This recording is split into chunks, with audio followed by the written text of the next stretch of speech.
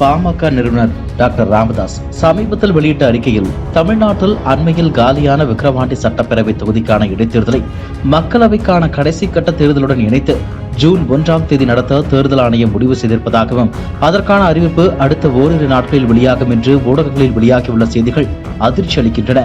விக்கிரவாண்டி இடைத்தேர்தலுக்கு இது சரியான நேரமல்ல. ஜூன் 1ஆம் தேதி விக்கிரவாண்டி தொகுதிக்கு இடைத்தேர்தல் நடத்தப்பட வேண்டும் என்றால் அதற்கான மனு தாக்கல் மே 7ஆம் தேதியே தொடங்கப்பட வேண்டும். தேர்தலுக்கான ஆயத்த பணிகள் அதற்கு முன்பாகவே தொடங்கப்பட வேண்டும். தமிழ்நாட்டில் கடந்த 10 நாட்களாக கடுமையான வெப்ப அலை வீசுகிறது.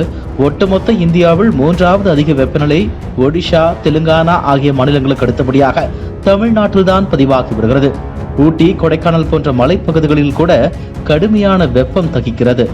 தமிழ்நாட்டில் மே 4ஆம் தேதி முதல் கத்தரி வெயில் தொடங்குவதாகவும் அப்போது 116 டிகிரி வரை வெப்பநிலை பதிவாகும் என்று வானிலை ஆய்வு மையம் எச்சரித்துள்ளது.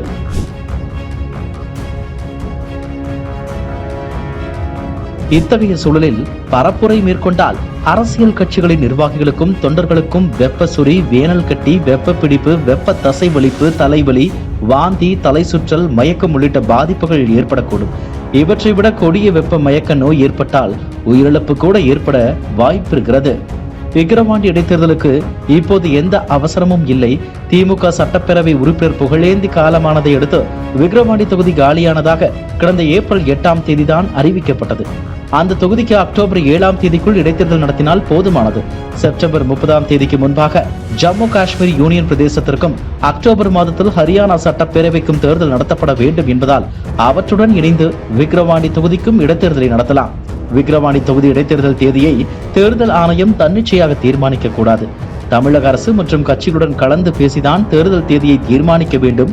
ஜூன் 1ஆம் தேதி மக்களவைக்கான கடைசி கட்ட தேர்தலுடன் இணைந்து விக்கிரவாண்டி சட்டப்பேரவை தொகுதிக்கான இடைத்தேர்தலை நடத்த ஆணையம் தீர்மானித்திருந்தால் அந்த முடிவை கைவிட வேண்டும் என்று வலியுறுத்துகிறேன்.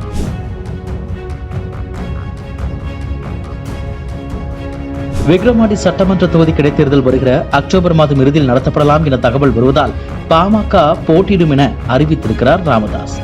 ராமதாஸின் இந்த பிளானிங் பாஜக கட்சி உள்ளே விவாதத்தை ஏற்படுத்தியுள்ளதாக கூறப்படுகிறது. பாஜக தலைமையிலான தேசிய ஜனநாயக கூட்டணியில் பாமக இருப்பதால் கூட்டணிக்கு தலைமையான பாஜகவிடம் கலந்தாலோசிக்காமல் எப்படி ராமதாஸ் இப்படி ஒரு முடிவை எடுக்க முடியும் என கேள்வி எழுப்பும் பாஜக, இடைத்தேர்தலில் பாஜக போட்டியிடும் என கமலாலயம் தரப்பிலிருந்து குரல் எழுவதால் நாடாளுமன்ற தேர்தல் முடிவுகள் வருவதற்கு முன்பாகவே பாஜக பாமக மோதல் வெடிக்குமோ என பரபரப்பானது. பாஜகவுக்கு யாரும் எந்த பதிலையும் இடைத்தேர்தல் தொடர்பாக பேசக்கூடாது, நான் சொல்லும் போது பேசினால் போதும் என தனது கட்சியினரை அமைதிப்படுத்தி வருகிறாராம் ராமதாஸ்.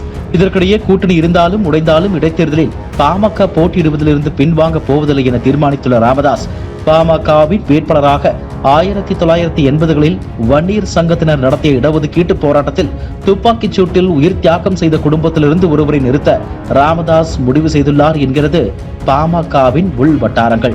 என்ன நடக்கப் போகிறது என்பதை பொறுத்திருந்து பார்க்கலாம்.